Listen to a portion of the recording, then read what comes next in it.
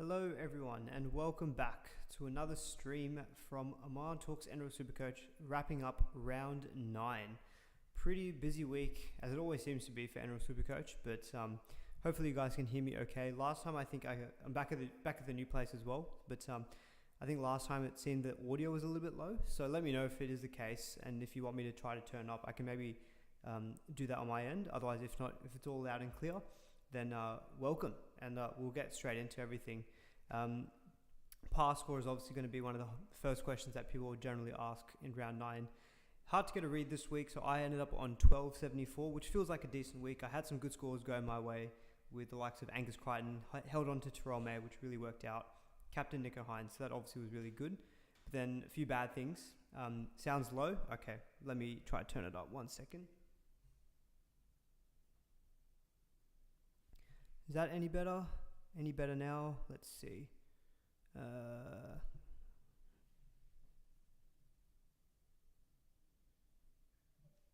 How's that? Is that getting any better? Any better now? Let's see if that's any better. Okay, on my end, that looks like it should have increased the volume a little bit. Yeah, so, okay. I'll keep talking like this for a little bit longer, but yeah, let me know if the audio's a little bit better. Same. Still low. Sounds a bit low. Trolled. Still low. Okay. This is what happens when you move places and your audio setups and everything move around as well. Better, nice echo. Yeah, there's a lot of echo. This is the difference where I was living previously had carpet. New place has got floorboards, which is good.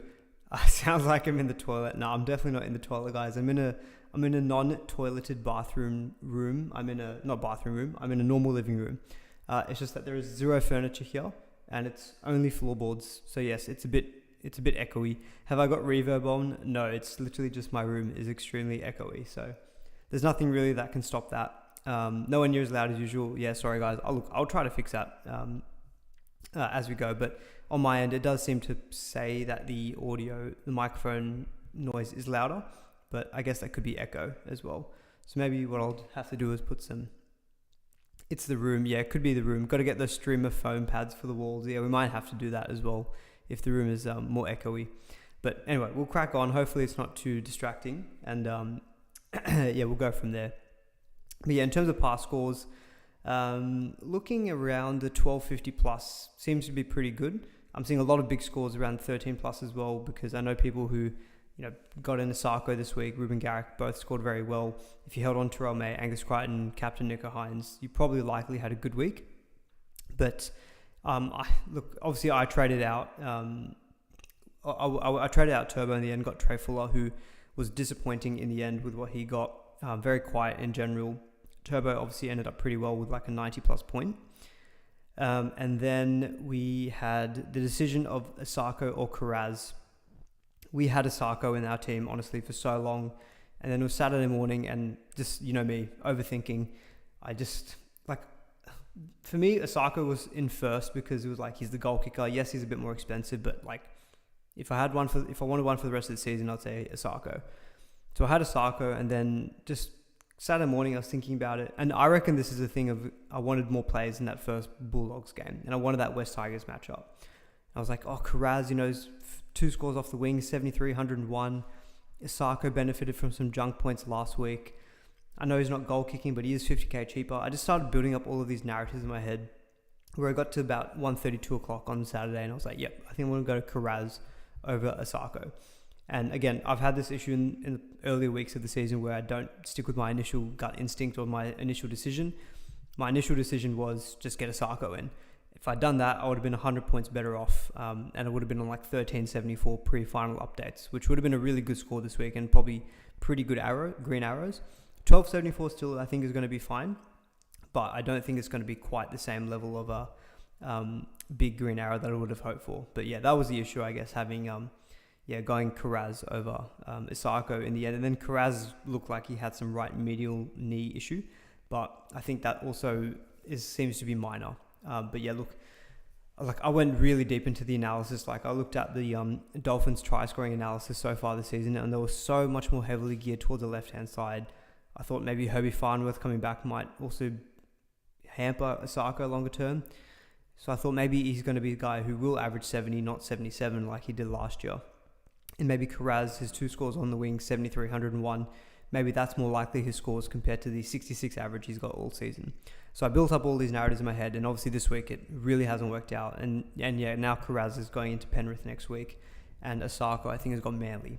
So obviously matchup-wise, you definitely prefer Osako's, and yeah, that's why we bummed me out a little bit earlier this week. And when Osako scored the hat-trick, I was just like one try, I was like, okay, fine. The double, I was like, okay, this is annoying. When he goes over for the hat-trick, I'm just like, you're joking. And you know he's such a good goal kicker that he won't miss goals either, or rarely does. So you know that he's getting an extra 4 points when he scores those tries too. So anyway, that was my sad story for the week, and I guess getting in Trey Fuller. It would have been a successful, I think, trade in a Fuller if I went Osako, because it would have meant I used that money to get extra 100 points. That didn't happen. So instead, I'm down on points doing that move. I made a bit of money on Fuller, but yeah, look, he had a very quiet game, which was not ideal. Crazy praying mantis. Furniture and a rug should do it. Yeah, the goal is to start furnishing this room. Literally at the moment, it's got this desk, my laptop set up, and nothing else. It is very, very empty. So yeah, probably just do need to put in some furniture. But yeah, we'll say hello to everyone in the chat as well after I've just had a bit of a rant. Aaron, is 1280 a good score? I think 1280 is fine. In terms of the par, as I said, I think 12 to 1250 probably is pretty decent. I think 1300 plus, good score. You're in for some green arrows. I think sub 1200, you're probably looking at maybe potentially red arrows, because a lot of people had scores that did really good this week. And it was from some highly owned guys like Angus Crichton. Like, my God. Him and Terrell May. This is the roller coaster of Supercoach. Friday night, Terrell May, 119 points at the time. Angus was like 139.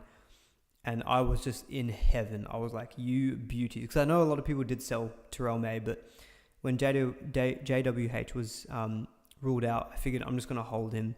And even if JWH was playing, I was probably still eventually going to hold him. But to come out with a double 120, like obviously I was not banking on that, but very, very happy with Terrell May. Angus Crichton has just been a dream to own ever since we got him in. On the poor side of things, I guess Pappenhausen injured is obviously very frustrating, but feel very sorry for him as well. He was looking on course for a good score as well. 73 points in the end, so he looks to be out for 4 to 6 weeks. So he will be a trade out, and most likely will be going to Scott Drinkwater for me, who's got the Titans next week, and then he's got the Rabbitohs. So really good run, and he covers round 13 as well. I think I was dabbling with Pappy, to Osako via duels, but I think I'm going to go straight to Drinkwater and get lock in that gun fullback, and that's at least one trade I'm definitely locking in next week. Armstrong had only I pretty much missed the Newcastle Warriors game, so that one's going to be a little bit more difficult for me to comment on. But I saw Armstrong only ended up on 26, so I don't really have a good idea as to how he looked in real life, but only the 26 points, so he's probably going to have a negative break even, but maybe not a huge negative one. So maybe I don't go for him. Potentially I maybe go for Suafalongo instead, if that's how you pronounce it. From the Melbourne Storm, he's going to be 339k. He'll be in the role for 4 to 6 weeks, basically until Pappy is out. So the benefit with him is that, look, he doesn't play round 13, but he's probably playing in a better attacking team compared to the Knights playing in Melbourne. But yeah, he will be obviously a better play for sure, I think, than Armstrong. Is the mic a bit echoey and quiet in else? Yeah, apologies, Aaron. I think that is the new house at the moment. This room's got floorboards, not carpet, less furniture in it, so it's a bit more echoey. And the microphone, I'm trying to talk as close to it as I can to make it a little bit louder. But yeah, hopefully you just turn up your headphones and it will be all good. So sick of having to trade my fullbacks. Yeah, absolutely crazy praying mantis. It's not ideal, but yeah, we're going to have to do it, unfortunately. Got to hold Fuller for a while. He'll make some more cash. Yeah, look, with Fuller, I'm not going to trade him out. He'll probably still have a low break even. I probably have to refer to Jay Schubert and whether he posted those predicted break evens, as he always does very helpfully. But yeah, okay, let's have a look here.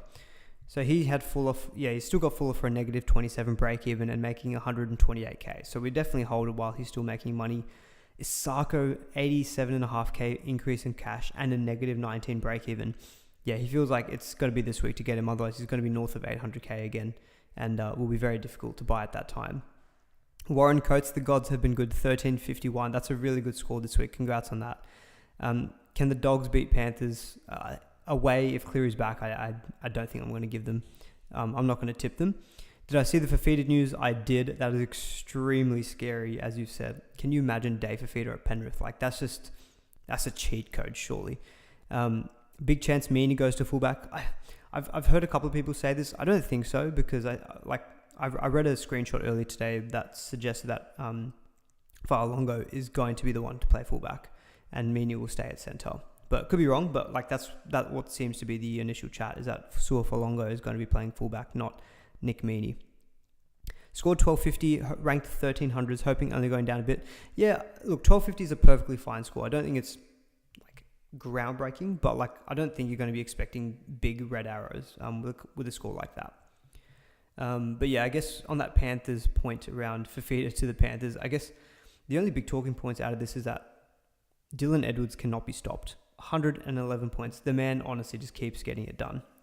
Whenever Cleary's out, he becomes a god, but he's so expensive. He's 914k, and I believe he's going up in price still. So like, I just don't know how people are going to be able to fit in a Dylan Edwards, but yeah, he's going to have an 82 break even and go up 8k. So look, Dylan Edwards is the one that we all slept on and that we all missed, but yeah, he's just been excellent for SuperCoach.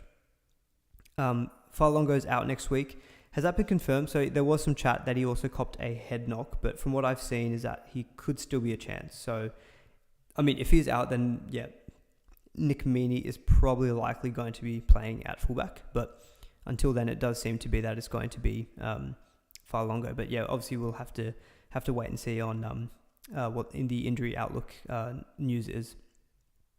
Is DWZ a sell? Yeah, so this is so as I mentioned before, I missed that Newcastle the Newcastle Warriors game.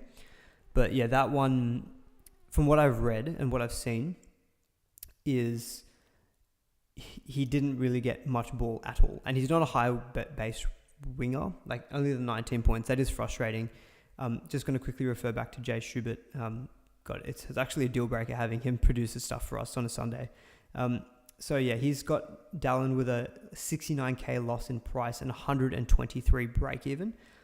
They don't cover round 13, so he's going to be around the 600k range. He's got some tough matchups, I believe, coming up. So let's have a quick look here. Yeah, so we've got the Roosters and then Penrith before the Dolphins, before then a bye in round 13. And then it's Cowboys, Melbourne. Like, it's not a fantastic run pretty much, I guess, until round 16. I think there's a genuine case to sell DWZ because at least you can sell him for good value at 600k. And you can move him on to, say, someone like a Dom Young. So Dom Young, I believe, scored 77 this week. I'm not sure what it is actually after updates. Let's have a quick look here. 84 after updates. And he had a good score last week as well, where I believe he scored in the 80s. And so he's pretty much bottomed out in price. So yeah, Dom Young, he's going to have a 20k loss with a 3 break even coming into next week. So 20k loss. So he's going to be 540k. You can make 60k going DWZ down to Dom Young, and Dom Young I think has got better matchups coming up. He covers round 13 as well. He's got the Warriors, then he's got the Sharks. Then it's Canberra, then the Cowboys, and then Parramatta in round 15 is really good. Misses round 14, so you just have to be careful with that. But yeah, I do think DWZ could be a sell, and I think Dom Young is one of those guys who's going to be pretty popular trade in next week.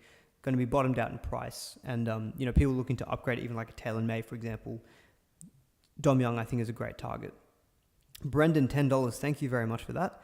1,300. Here's some Sunday kebab money. Also, my Beagle's Penny's 10th birthday, so give her a shout out. Oh, Brendan, that is very, very generous of you. I've actually already eaten dinner. Apologies. So I won't be getting a Sunday kebab, but I might get a Sunday ice cream, maybe a cheeky ice cream. And happy birthday to your Beagle Penny. As a fellow Beagle owner, maybe you let me know. They can be very annoying when they're very young. Can be little rascals, but my God, they're the best. They are the best. I love my Beagle. Shout out Rusty the Beagle. But thank you, Brendan, for that. That's very, very generous. And Gazarat, $50. What are you Gazaraki, oh my lord, that is insane. That is so kind of you. $50, sharing some love with my favorite SuperCoach streamer. How was the Friday drinks? Hoping you managed to get some fireball/tequila at some point. Friday drinks are very good. So obviously I posted on socials that I had a few cheeky bevies. It was more than a few, I can tell you that much. Saturday morning was a little bit rough, and it was much more easy to sell Turbo to Fuller on Friday after I'd had a few cheeky bevies. But yes, I did manage to get a fireball in there. Thank you, Gazaraki. And hand on heart, I was thinking of all of you out there when I was having those schooners and especially when I had the shot of fireball. I was with work colleagues, but I was like, they don't know who the true people are supporting these beverages right now. But yeah, thank you so much, Gazaraki. That is insanely generous. Really, really appreciate that. Heard so much I went DWZ over Osaka last week. That is rough. Yeah, that is rough. It's obviously really it is really punishing when you see like 50-50, as I mentioned before at the top of the stream, 50-50 decision.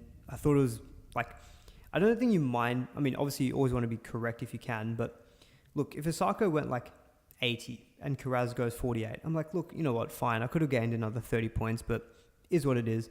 But when the decision is so punishing and it's a 50-50, in your head it's a 50-50, that's really tight. Like I was thinking about it so much on Saturday, and then you get punished by 100 points, like it feels really bad. And it is hard to sometimes kind of pick yourself back up and having confidence in your future decisions. I kind of had a bit of a ramble about that earlier this morning on my Instagram story. But I think for me, the case is, and I've said this early in the season, I think I just need to stick to my initial instincts because they are generally the best. And I think I just need to stick with my initial instincts, and then it comes down to later in the week, if I get tempted by something else, I need to be thinking, okay, what is it that's making me change my decision from the one I had set in stone in my head earlier in the week? And it needs to be really convincing reasoning for me to be able to make that change. And I feel like this should be put in our resumes, like, oh, what do you do outside of work? Like, oh, I play NRL SuperCoach and I have to engage in very decisive decision making, and it's very tough. You can put that on your resume, guys. I think it's I think it's fair enough. John says traded Turbo for Fuller as well, but you still scraped in with a solid 14-11. John, I don't think you scraped in with a 14-11. A 14-11 is a very, very, very good score this week. So congrats to you. That's a really good shout of a week. Ruben says, hi, I'm thinking of doing the Pap to Drinky trade as well. What price will he be next week and what break even? So yeah, Drinky scored 96. He was on 90 pre-updates. So again, just going off Jay Schubert's analysis. So he had Drinkwater down for a 48k price loss and 100 break even. So that's probably going to be around 45k after the updated score, and maybe something in the 90s break even. So he'll probably be about 700k if I'm not mistaken. So he'll be 730k. So you should be able to make that switch from Pappy to him without too much fuss. Same with the Val Holmes. Val Holmes is going to lose 48k with a 97 break even. I think Drinkwater is going to be a very popular trade in for Pappy. He would be the one I would go to. I sold Turbo already. Don't think I'll go back to Turbo just with the selling him already plus the tougher run coming in. Drinkwater to me looks the one, and I'm just not sure if he's going to be in Origin. Pap to Osaka might be an option, Moz. It could be, but again, going to go with my initial instinct. My initial instinct is I want a gun fullback. Drinkwater is going to be cheaper than Osaka next week. He's got probably a better draw. Doesn't have a bye, I think, until round 15 or round 16. Drinky scored 144 versus the Titans. Like, the Cowboys, as we saw, like, even though they lost, like, they still score points. And from all your SuperCoach relevant guys, maybe barring Val Holmes in this case, Drinkwater had a good score of 96, Nanai 89, Dearden 87, Robson 75. From a SuperCoach point of view, it doesn't really matter if they win or lose, as long as they're putting up the points. And I think the Cowboys will do this against the Titans and then also against the Rabbitohs. So for me, Drinky, I think, is the one who I'll be looking to prioritize. Nick 799, thank you very much. You're very generous as well, Nick. I appreciate it as well. I'm pretty sure you helped fund my my Friday bevy, so thank you. You're a legend of mine. Thoughts on Pappy to Drinky? Yep. Easy move. Trading out DWZ, you have Val Holmes, Manu, Garrick, RTS. Tungo, Ramian, Osaka, or Cheapy Armstrong. Look, it probably feels a bit points chasey, but Osaka coming off a hat-trick, 151 points. Like, he is the type of player who, we know he's got the pedigree. We saw it last season. He's going to be going up quite a bit in price, and I think this week would be one of the last weeks in a while to get him, because he's going to be having a negative break even coming into next week, now that he's had back-to-back tons. Isaac Tungo, I just not quite seeing it from him at the moment, so I don't know if I'd be looking to go to him as a trade-in. He will be very cheap, same as Ramian, but even then, I think Asako, if you can afford to get up to an Asako, he's the one I think I'd be going to, because, he will generally get a low score of 45 to 50, but, he can also get those big 100 scores as we've seen. I think if you've got the money for Asako, I think for DWZ out, I think, he'd be someone I'd definitely be looking to move to. What did I score, James? I ended up on 1274. So I think in my rank of 23k, I should be in for some green arrows, but probably maybe not a huge one. Hopefully I'm in the, I'm going to guess hopefully in the 18, 19k. Andrew saying, already have Drinkwater. Who's the next best replacement? So this is probably an interesting question. If you already have Drinkwater and you're a Pappy owner, who do you then move on to? So, top of my head, we're getting into round 10, so we are getting close to Origin. So, Turbo versus the Dolphins looks very, very tempting. That should be hopefully a dry game at Suncorp. But, I think, and even then Broncos after that at home, it still could be fine. You still could go back to Turbo. He would be a good consideration. I think otherwise you've got Teddy, but he's going to run into Origin soon. I'm going to assume that Teddy gets picked for Origin, so I'm not sure if I'd be going him, personally. You could go CNK, although the draw does toughen up a little bit. He had a bit of a quieter game today, only the 39 points, so I'm not sure if I'd be going him. Honestly, you could go Pod Brimson, so 104 points, Brimson, the way that he's been playing back at fullback, he's so good. So I think he's someone that you could consider. Maybe features in Origin, but I don't think it's a guarantee. So he could be someone you take a bet on. Cowboys next week, we can see that the Cowboys do concede, plenty of points. So I think Brimson could do very well in that game as well. Then it's the Knights in round 11, which I think is perfectly fine at Suncorp. Then you've got the Broncos, local derby, a little bit tougher, but then he misses round 13. But actually the run after that's pretty good. So round 14 is the Rabbitohs, 15 the West Tigers. New Zealand doesn't look as tough now, and that's at home in round 16. I actually don't hate Brimson as a bit of a pod in your fullback spot. So I think he could definitely be actually a worthwhile consideration, because, he could even be one that you consider in your centre wing. People who are selling DWZ, Brimson actually could be a really, really good shout. So I tweeted earlier in the week, basically when the Titans played yesterday, Brimson actually could have been the one. He looks electric. He looks so good back at fullback. So I think he's definitely a really good pod to consider as well. Just going to have a quick look at his ownership if I can navigate the new UI. He is currently owned by 1% of teams. So even if he gets 5,000 trades in next week, he's still going to be 3-4% owned. Definitely going to be a pod. So I think Brimson definitely is worthy of consideration while he plays at fullbacks. He's definitely someone I think for people to consider as another fullback option. Otherwise, you can go Reece Walsh, who's got a decent little run coming up as well, but he will have Origin soon. Brimson, I don't think will play Origin, so he's someone I think you could consider if you already own Drinkwater and you're selling Pappenhausen. Thank God Cotter kept up with May this week. Yeah, Cotter obviously scored that line break try, so that really pumped up his score to 99. Jason, hopefully that answered your question about who would be an alternate fullback to consider. I think Brimson is a really good shout.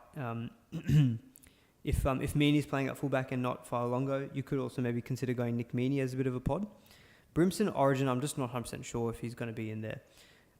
Otherwise, you could just also consider, if you've got Kale Iro, you can consider moving to a centre wing via dual. So let's say you don't want Brimson at fullback, maybe you want to, and maybe you're not sure about if he plays Origin or not. Maybe same with other guys as well.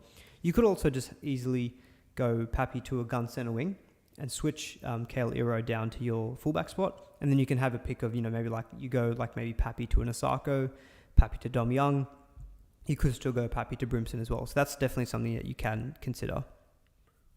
How are we sleeping on Edwards? 95 5-round average. Yeah, he's just been ridiculous, hasn't he? But I mentioned that kind of a little bit earlier in the stream. But yeah, I guess out of the Dolphins, Cody Nikorima has actually been a really, really, really good option for them. I know I wouldn't necessarily go picking him at fullback, maybe in 5'8", if you are open to making a trade at 5'8". He scored 100 plus this week. And if you look at the last 4 rounds, 76, 60, 68, and 58, pretty good scores. He would definitely be a pod. Yeah, he's in 1% of teams as well. And covers round 13 and plays all the major Origin weeks. And I think the Dolphins are just showing that against any opposition, they can still score points. And so I think, Dolphins attackers, despite Osako absolutely crucifying me this week, I just realised I've been screwed over by both Dolphins wingers so far this season. I sold Bostock before he scored his hat-trick, and I had Osako on my team, and I swapped him to Karaz before Osako gets his hat-trick as well. So Dolphins wingers have cursed me so far this year. I think I've cursed a lot of players as well. In terms of other bottomed out centre wings, Marzu I saw scored 62, pretty much all in work rate as well. I will need to watch those highlights to see how he looked, but he could be maybe a decent pickup as well. He's going to be around sub 500Ks, potentially around the low 500s, him or Dom Young maybe. Very popular question that I'm seeing is around Roger Tuivasa-Sheck. So Gazaraki, thank you again for the donation, a $5 donation. You are way too kind. Also, tip for the next stream, try get the mic out of the camera if you can. Audio is def's crispy though. Yeah, I think for me, again, this is my little piece of advice for anyone who's maybe potentially a budding content creator or something.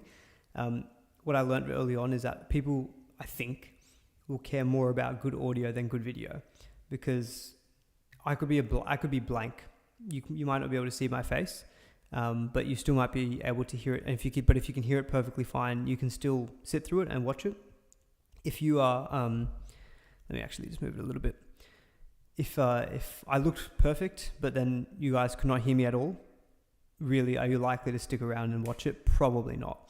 So audio is always the number one thing to prioritize to make sure it's good, which is why I'm hoping to fix this echoey issue very soon. But yeah, so thanks Kazaraki for the donation. Very much appreciate it. RTST Dom Young. Yeah, look, RTS, so he only scored the 48 points today. Again, pretty much all work rate, but no big attacking stats in that. So yeah, look, he's not putting up keeper numbers. Dom Young, I think, has definitely got the potential to out-average him, especially with the round 13 cover. There's some decent matchups coming up as well for the Roosters. It feels a bit like, I guess the thing with RTS, he's still not like my biggest issue, but I can see how he could be someone, if he's someone's up ticket to upgrade to like who they think is a gun center, like a Brimson, Dom Young, Marzu, even all the way up to an Osako potentially, or Karaz maybe even. Although Karaz versus Penrith, I probably wouldn't trade him in this week. Yeah, I think he's definitely fine to make way. So he's not necessarily an outright seller. He's probably not my biggest issue, but he can definitely be moved on, I think, because at the moment the Warriors attack is just not seeming to be functioning. They're not scoring those bulk points. And so if he's just going to punch out 45 to 50 each week, nothing wrong with that. But in that coveted centre wing position, you want the big scores. So I think he's perfectly fine to actually move on. Matt Tara, hi. Sorry I'm late. Sammy Walker signed my jersey and I'm still riding that high. Oh, good on you, Matt. That's good for you. Good to hear that. You got 1342. Is that above par? Yes, I do think that is above par for sure. I think par score is around the 1250 range. Your hair is the only reason I'm here. I don't even like SuperCoach ball. Okay, in that case, I better make sure that I'm very visible. I know that the hair is a big ticket and a big selling point. But yeah, on the other nice players, so people mentioning Marzu, 62 points all in work rate. He had one line break assist. So if you take that out, we're looking at a score of 54, all in base power, which is kind of what we were seeing a lot from Marzu last year. 26 points in tackle bus. That's the Gregosaurus we know and love. AFB pretty solid with 66, although people who did Terrell May to AFB probably not very happy this week with that particular move. Long term, I think you'll be fine though. So obviously, you just got to cop this one on the chin, I think, this week. But you've got AFB, and now you'll be happy with like 66. If that's his worst, like nothing to sneeze at there. Dane Gagai as well, pretty solid with 60 points. So he got the goal kicking. So he's gotten pretty much to a T. 48 points in base power, which is his season-long average in base power is 48. You add on the extra 12 points in goal kicks, we're hitting about 60. So he was someone I was considering this week. The reason I didn't end up or really consider him was that I thought, again, the Knights attack, they've only put up 14 points again this week. I looked at it and I thought, if he adds an extra 8 to 12 points on his base power of 48 and gets to 60, that's great. But he does still need those bigger extra attacking stats like line breaks and tries to get up to that 70 average that we saw from last season. And if KP's not there and he's going to be around this 60, 65, he's not really offering value. Still maybe a really good pod shout who's not going to give you any bad scores, but that's probably the only reason why I didn't really consider Gagai. Funnily enough, I thought he didn't have the upside, and I went Karaz, who showed me 45 points, and the guy with the upside went hella upside, scored 151. Is Papi Gutho a good option? No, Gutho's out for surgery. He's injured. So yeah, you can't be going Gutho. Sorry. 1 second.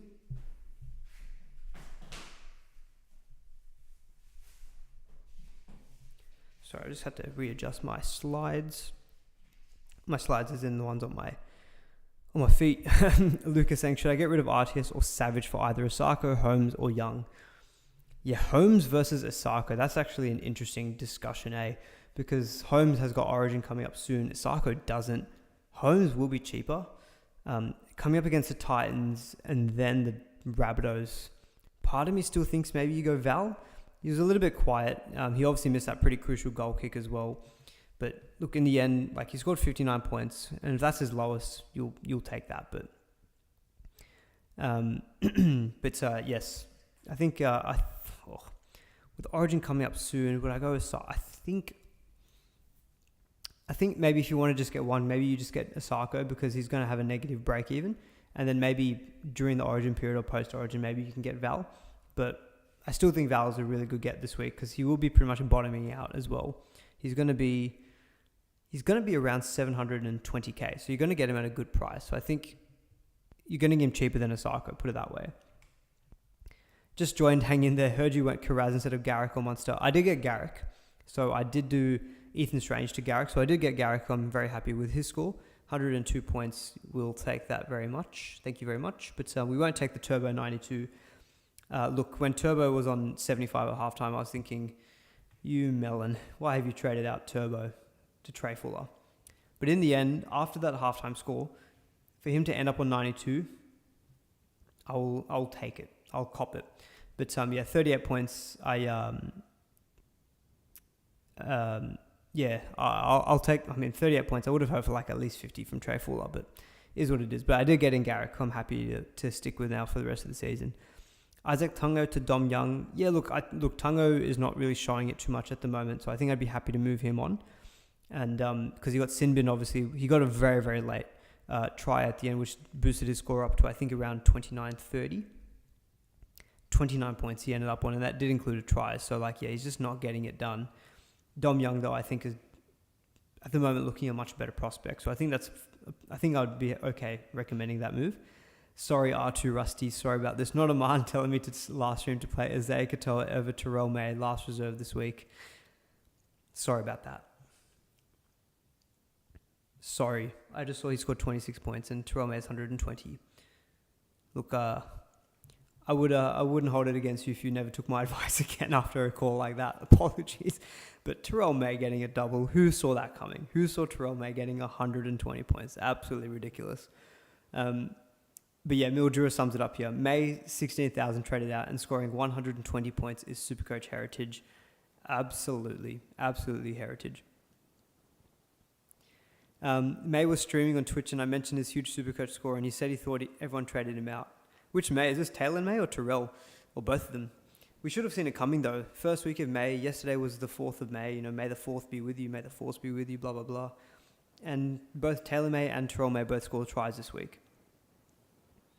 So yes, I will, I think with Taylor May, look, I still might sell him next week, potentially, because he scored 74, but look, let's be honest, it was a very fortuitous try that he scored off the 20-meter restart.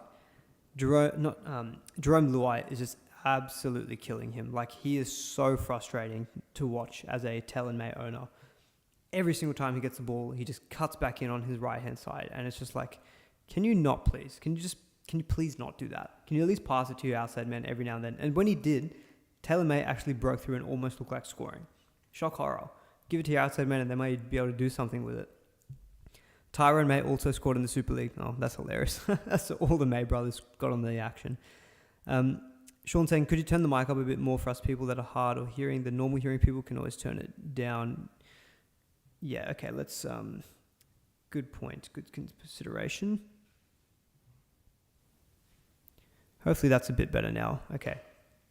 Yeah, hopefully that's better, guys. I tried to turn the volume up a little bit more. I'm just conscious of constantly changing the audio during the stream. Will be because I'm going to put this out as a podcast later. I just don't want to make it too different across the board, but that's okay. We can manage. Sorry, man, I didn't understand you. Do I think I should get rid of RTS or Savage? I mean, look, out of the two, I would definitely rather keep RTS because like Xavier Savage, he's got low scores in him. RTS, at least in the bare minimum, is going to give you 45 to 50. I know Savage is going to be cheaper, and so it's going to be more money required to upgrade him. 490k, and he had a break-in of 61.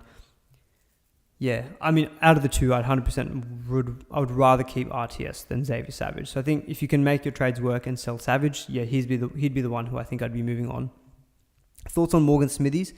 Yeah, so again, another lower score this week, so only the 49 points. I mean, by the way, what a great win for the Raiders. Like, everyone was saying there's no way they're going to win. It looked that way first half, and then they came back exceptionally well. So, you know, good by the Raiders, very poor by Manly.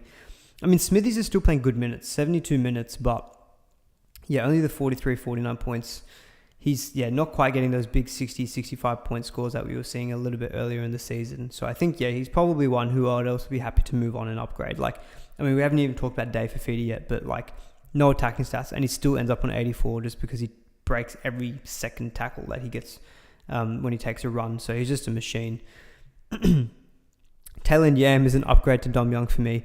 I have no faith in Luai to not jink left whenever he is near him. Honestly, as I mentioned, it was so frustrating from a SuperCoach point of view. Just goes to his right every single time. I mean, look, I can trade out Taylor May next week, and if he goes on a run of good scores, so be it. I'm just like almost tired of watching Luai just cut him off in terms of access. I have SJ and Hughes. Should I trade one of them out? So Jerome Hughes seemed to have a bit of a calf injury. It might not be serious. He could be playing through it. But yeah, what did SJ score today? I haven't even actually seen his score. I imagine not very big considering the scoreline.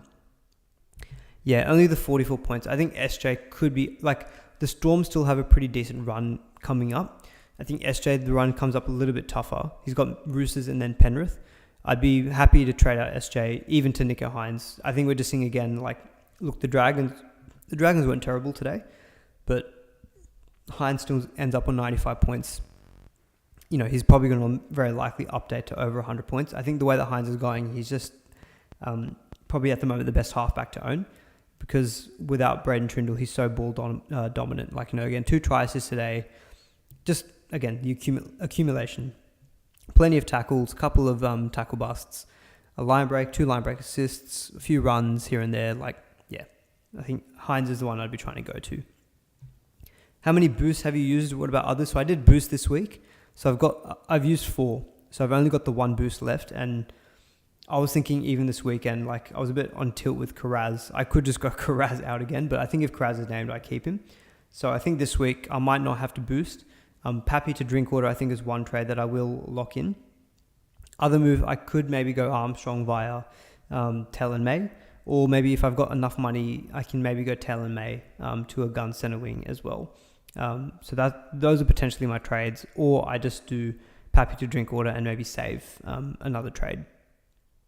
Who do we trade Bostock to? So Bostock, on him very quickly. Yeah, he's had a couple of low games now. It is time to cash him in. So he won't go down too much in price, thankfully, because he only scored 20, but he had a 31 break even. But yeah, his break even probably will skyrocket, I reckon. It's going to have a quick look here. Yeah, Bostock, Jay Schubert has him predicted for 142 break even and an 11k price drop this week. Yeah, you definitely cash in Bostock. I think a Bostock to a Dom Young is a really solid move. So Dom Young scored very well this week. You can go down to Greg Marzu as well. So those are cheaper, around the same price. You could maybe go Karaz, but Karaz has got Penrith this week. But yeah, I think Dom Young is the first one who jumps out to me. I know he scored negative 15 early this season, but I think that was a bit of a freak game. I don't think that's likely to happen again. But like, the Roosters are clicking in attack at the moment. Like, 60 points last week, 40 points this week against the Broncos away. Like, the attack is going very well. You know, a try assist for Dom Young, 84 points this week. looking at last week, it was it was 88 points last week as well. So he's had 2 back-to-back really good scores thrown in with the 150 earlier this season. Like, if you take out that freak minus 15 game, and if you take out a game against Penrith, because Penrith at Penrith, he's got his lowest score is 50. It's 50, 150, 88, 84, and you're getting him at like 540k next week. I think he's one who'd be very happy to go for. Like the stream, you scumbags. Yeah, guys, I won't call you scumbags, but if you are liking the stream, do please give it a like. It really does help me out. Is Ezra a good 5'8 option? I've never personally been too thing with Ezra. He's just way too attacking stat reliant for me. Like a try and 2 try assists, 2 line break assists, only for 84 points. Like, yeah, for me, he personally has never really been an option for me because he can throw in these really low scores. I know he scored 95. To be fair, his last three of his last 4 weeks are pretty good. 74, 45, 95, and now they're 84. But the scores before that just scare me a little bit. 21, 23, like, it's not great. Parramatta next week actually could be decent. I think if you're going him, it's probably short term. I wouldn't be looking at him as a long-term option just because the next 3 weeks are good. But I do think that his scores can get very low at times. So I think, again, personally, he's just not someone I'd be too enthused about. Yeah, one thing that we should note from the Rabbitohs, so let's just quickly jump back to that game, is that Cam Murray's out for a fair number of weeks. That could open a spot for Tallis Duncan, but I want to see it. I don't think I'll be jumping on him straight away. I would like to see his role first before going on him. So he has already played 4 games this season, but his scores are 34, 22, 31, and 19. He's 295k. He's got a break even of 42. I don't think we need to rush to get him in straight away. I'd be very happy to wait and see his role before looking to jump on him maybe as a second or forward downgrade. But he could be someone that you could go to maybe as a Sean Lane downgrade. But as I mentioned, I don't think I'd be wanting to do that straight away. I definitely want to see the role. Bostock out this week, could trade to Dom Young or Brimson. To be honest, I think between Dom Young and Brimson, I would rather Brimson the way that he's going at the moment. I think playing at fullback, like he is very attacking stat reliant, but so is Dom Young to an extent. And I think if you have the option of picking either the winger or the fullback is probably where I'd go. They're typically, like, again, went against my own advice earlier this week because I remember listening back to myself on Tuesday. I'm pretty sure I said Asako above Karaz. But anyway, moving past that, I think the order of preference for your backs is your fullbacks, if they goal kick, gold standard. Then after that, it's your fullbacks. Then it's probably any goal kicker. But if they're a goal kicking winger, you'd prefer them to a goal kicking centre. And then after that, I think you go the winger and then centre in terms of where they play on the field and where that generally translates to Supercoach points. So again, if you're tossing up Brimson or Dom Young, Brimson to me playing at fullback, I think feels the one that I prefer. Everyone's selling Joe Chan. So yeah, Joe Chan, I think he had a pretty small role off the bench, only the 15 points. So I don't even think he met his break even. He's very close to. Yeah, to be honest, 326k. I do have money in the bank. If I had the right duels, I would trade him to a centre wing like a Dom Young, but I don't. So I might just have to go and trade him to maybe another midi second row forward, or I just keep him there and just live with it, I guess. In terms of replacements, so Bryn Nickera 57 this week, so no major attacking stats from memory. He only had the 1 line break assist, so pretty much 50 points in work rate for Bryn Nickera. So he was someone a lot of people were looking at this week. Second row forward doesn't really feel like a super strong position. It really feels like at the moment, Fafita's number 1 by far. And then you can maybe go to like Eli Katoa, but even he didn't have a big week this week. I mean, we haven't even spoken yet about Angus Crichton. My God, what a hero. He is just the gift that keeps on giving. 594k. So he's almost 600k. And before updating to 151, Jay Schubert had him for a 102 price rise and a negative 39 break even. He's going to be 700k with a negative break even. And we picked him up at 450k. Like, just beautiful. I mean, I think someone was asking this earlier in the stream. He could be playing himself into an Origin jersey the way he's going. Like, he looks back to his kind of his best that we were seeing in like 2020, 2021 type. So Angus, so happy with the way that he's going. Plus, as a Roosters fan, it's very happy to see him doing very well. you'll swap Smithies for Blore. Yeah, Sean Blore could be someone that you can consider as well. So he's put up what does he put up this week? Yeah, 65 points. He's putting up very solid scores. He had 2 try contributions in that with 2 line break assists. So there were some attacking stats in there, but like, look, playing for Melbourne, you are going to get those attacking stats. So he's definitely someone that you can consider as well. Doesn't feel the best value at 578k. He's going to go up in price as well. Like you could have had him in the 400s, but yeah, maybe he's a decent option, but he wasn't my first inclination. Is DWZ a sell? Yeah, we discussed this earlier in the stream. I think I would be selling DWZ for sure. Dean saying, thoughts on DWZ and RTS to Young and Asako? Yeah, like I think those are 2 upgrades in my opinion. So yeah, I think those are pretty decent trades. On one game we haven't talked about yet, which is the Bulldogs Tigers. Not a whole heap happened, I guess, in this game apart from the late game biff, with Reed Miney being called a chihuahua by Matt Burton. He is a bit of a chihuahua. Loves getting amongst it whenever there's any form of biff or a bit of chat around on the field. But yeah, Dream Buller pretty solid at 76. I mean, there's not a whole heap of relevance, I guess, out of the West Tigers. The only probably main ones is Lockie Galvin, 45 points, and Samuel Lafainu, 48. Look, okay scores, nothing amazing. I was happy enough, like, they looked good at points in the early parts of the first half. Like, Galvin almost put Samuel Lafainu through a hole. And if he did, that would have been a plus 10 for Samuel Lafainu's score, and it would have been a plus 8 for Lockie Galvin. So they do feel like this is going to be their minimum, around the mid-40s. And, they very easily could get up to those kind of 55, 60 points if they get a few attacking stats as well. So people are asking about trading Sean Lane out. I know Samuel Lafainu hasn't put up big scores, but he is dual. He will still be around the 380k range. He could be an option that you can consider as well, just to take up that dual. To be honest, Samuel Lafainu and Sean Lane are probably putting up pretty similar scores, but you're getting a discount and a dual. So, Jack is asking about who do we sell Sean Lane to? Yeah, he could be someone that you can consider, I think, potentially, if you're looking to go a little bit cheaper in your second row forward spot. I guess on the Bulldog side of things, Josh Curran, very solid, 63. Someone in the week was asking about Matt Burton as an option. 770k. I just thought, look, I can't knock the score, so if you're happy to pay that much and go for it, then go for it. I just couldn't fathom paying that much for him. Look, scored 73. Where was this Matt Burton last year when people were actually fully considering you? And it was like between him and Adam Dewey. And Matt Burton wasn't delivering last year. And whoopsie daisy, this season when no one owns him, he's going big. So yeah, Matt Burton could be, but like just so expensive. And I guess, Karaz had a low game of 48. Just no attack went his way. Drew Hutchinson is probably guilty of that, taking a lot of carries himself and not really getting it onto Karaz. But like I think if you were eyeing up for Karaz and you didn't go for him this week, I would wait a week because he's got Penrith. Definitely no need to rush to sell him or to bring him in versus Penrith. And also he's got this right medial issue that was reported by Gus Gould. Seems to be something that's pretty non-serious. I spoke to physio about it. He doesn't seem to think it's anything major. It's probably one of those injuries that guys just play through. But he doesn't think it's a major thing. But again, tune into his Magic Sponge podcast when it comes out probably tonight. He'll give the full detail on that one. Karaz got a 55 break even at 20k price rise. He's probably not going to change much in price next week. So I think you can get him potentially week after next.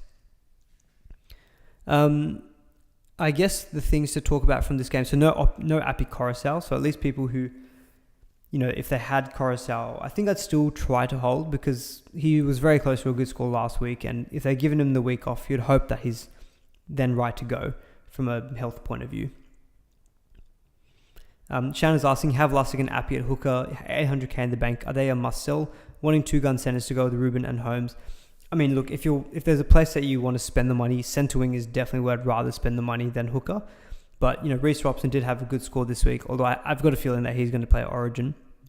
Jeremy Marshall-King, 52, so okay, but had a pretty, he looked good on the eye during the actual game, but fairly quiet, I guess, from a Supercoach point of view. Harry Grant has been a little bit disappointing. I mean, he scored well last week, but 57 this week. You would rather get way more than that, I guess, versus the Titans. But I think Grant now, if you haven't got Grant now, I think I'd probably wait until at least after the first Origin game before looking to trade him in. And maybe Coruscant you just keep, or you can go Coruscant to maybe you can maybe go Coruscant to Reece Robson if you're okay to maybe take the risk that Robson misses out through Origin. You could go Jaden Brayley, but he didn't have a huge game this week, only the 29 points. That's actually much lower than I thought. Just going to double check if he played the full 80 or not. Again, apologies, I wasn't able to watch this game today, so I'm going to have to go back and watch highlights. Yeah, okay, so interestingly enough, Jaden Brayley only played 49 minutes. So we've been seeing 80-minute games from him in the last few weeks, but only the 49 minutes today. So probably a little bit concerning. That gives me enough doubt to maybe not go for him at the moment as a downgrade. But yeah, I own Joey Lussick as well. I don't know what I'm just going to keep my fingers crossed that Brendan Hands is not named on the bench for the Eels. What's the max amount of players you should have for each team?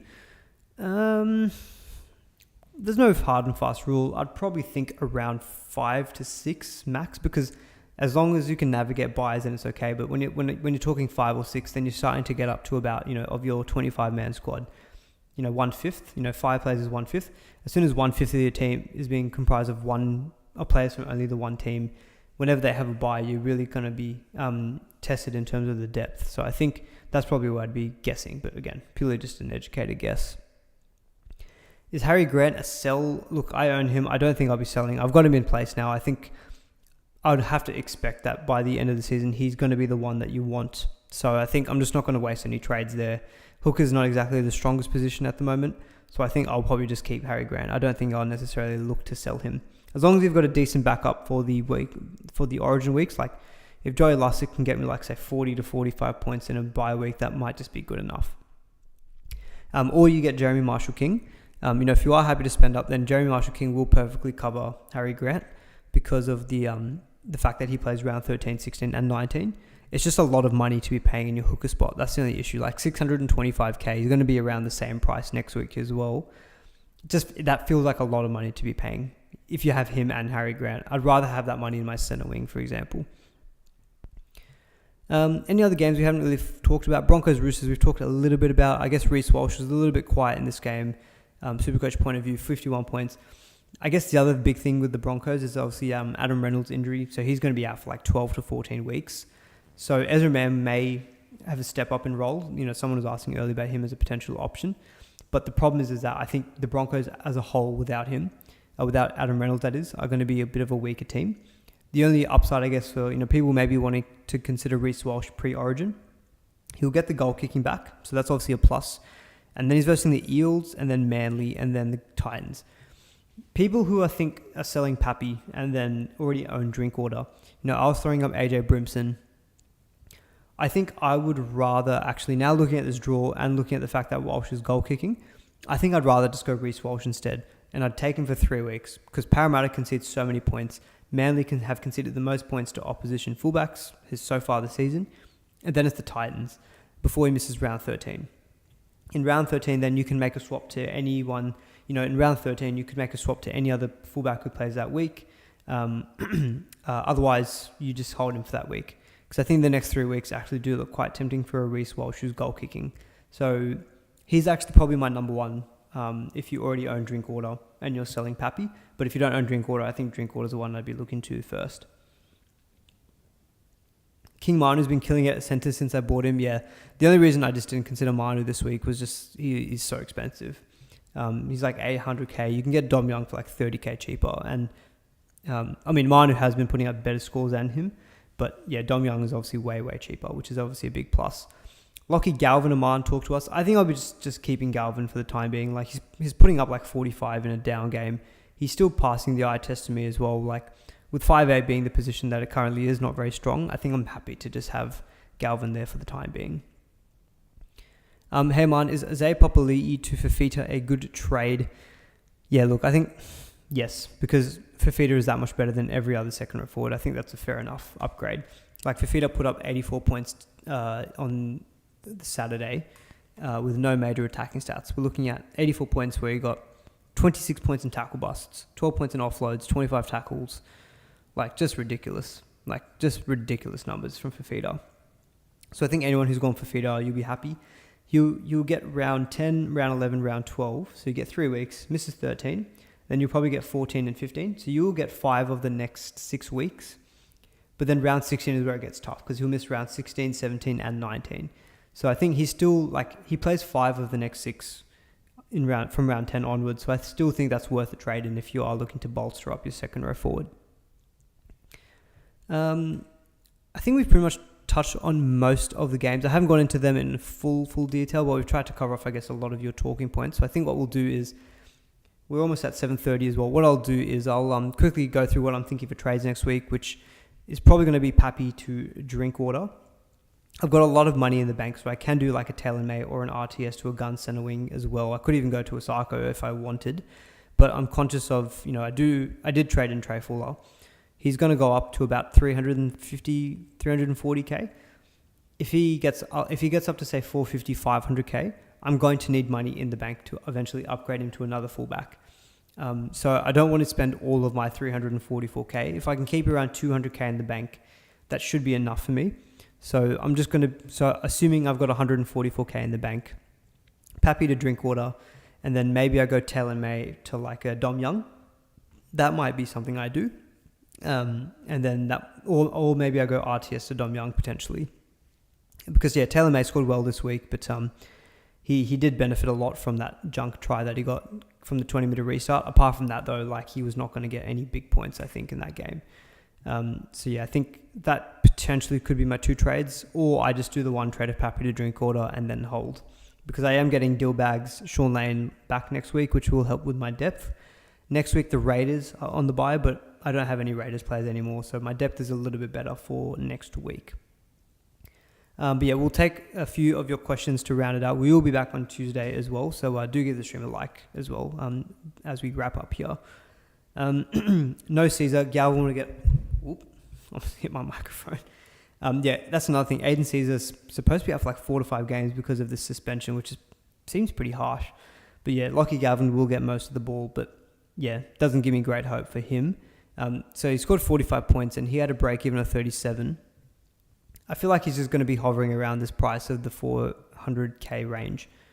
If you still held on to Ethan Strange and you can make moves via duels like Galvin to say like a center wing gun, like that's probably fine. But until then, I'm pretty happy just, I think, to keep him for the time being. Like Jay Schubert had him for a 3k price rise with a 32 break even. So he's not going to be like losing cash, I think, anytime soon. I think he'll be fine. Is Sean Lane a major sell? So Sean Lane, he's 471k. He's going to have a 55 break even, which is definitely, achievable. It's not a bad game, I think, next week. Oh, it's the Broncos. Broncos Storm is obviously tough, but then he plays the Rabbitohs. Then he plays the Sharks in round 13, which at least he plays round 13. Then it's the Bulldogs in round 14. He's not a major sell, but like if he was a ticket to upgrade to like Fafita, I think it's completely fine. Otherwise, I could feasibly just hold Sean Lane and maybe not play him. Maybe I only play him on matchups. Because the thing is as well is that, so someone was asking earlier, when is Moses back? Moses was expected between around 11 to round 13. I do think that, let's say Moses is back by round 12. So let's say the next 2 weeks, they're probably going to suck for Sean Lane if he hasn't got Moses back, and that means that Dillbags is not playing on the left. But if by round 12 Moses is back, that means Dillbags is back on the left, and that's probably only better for Sean Lane. And then he's versing the Rabbitohs, which is a good matchup, and then he plays round 13. So I don't think he's a major issue, like if you can cop to not have to play him for the next 2 weeks. But of course, if you want to upgrade him to like a, Fafita type player, then perfectly fine, I think, to move on. But he could be someone I might just hold just for the round 13 coverage. And then we'll give him because remember, round 14 is going to be a difficult week. No Roosters players, no Dolphins players, and no Raiders players. So again, if you're loading up on Asako, if you're loading up on Dom Young, Joey Manu, Terrell May, all of these guys are going to be missing in round 14, plus people are going to be backing up from Origin as well. So you just have to factor that in. Eels do play round 14, and it's a relatively okay matchup against the Bulldogs, so they have some value there as well, staying in your team. Amand, what do I think about KO Weeks? He definitely had a much better game. The Raiders, at least in the second half, for sure, the Raiders improved massively. So looking at him, so he doesn't have a projected break even from Jay Schubert, but I believe, he scored pretty well this week. I believe he scored in the 70s. Let me have a quick look. 69 points he's ended up scoring. He has the goal kicking, which is helpful, but he is a pretty low base player, like 15 points in tackles, 17, 23, 23, 28. No, to be fair, 36 base power is okay. He's only available at fullback or 5'8" though, so yeah. He could be he could maybe be a downgrade for a Lockie Galvin potentially. But again, I think Galvin is putting up perfectly fine numbers. He doesn't scream like an urgent sell. And Kale Weeks, I think he will have down scores in him, which I think will dent his appeal. All right, we're at about 1 hour, so I think we'll probably wrap it up there. I do like watching MasterChef, so I'm going to go and watch MasterChef now as well. But hopefully you all enjoyed the stream. We should be back on Tuesday as well for another round 10 preview, but do give the stream a like on the way out if you did enjoy it. I'm fairly certain that the Insight Fantasy Sports guys are streaming now as well, so if you want more SuperCoach content, just head on over straight to them. But yeah, hopefully you all enjoyed the wrap up for round 9. And please give the stream a like on the way out if you did enjoy it. It does help me out on the algorithm. And we'll see you all in the next stream and catch you then. And have a good rest of your Sunday evening. Cheers.